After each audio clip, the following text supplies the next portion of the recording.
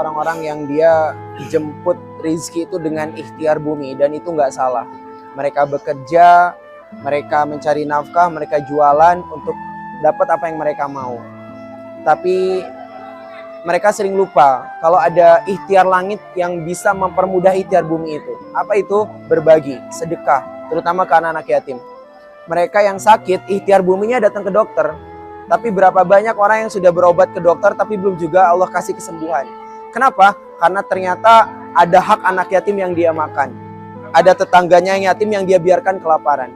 Sehingga itu bikin Allah ambil harta dia dengan cara berobat nggak henti-hentinya. Maka untuk kawan-kawan yang selama ini punya banyak hajat, punya banyak masalah tapi belum juga Allah selesaikan, mulailah belajar ngurusin urusan anak yatim. Dan kabar baiknya di Aceh Timur ini perdana.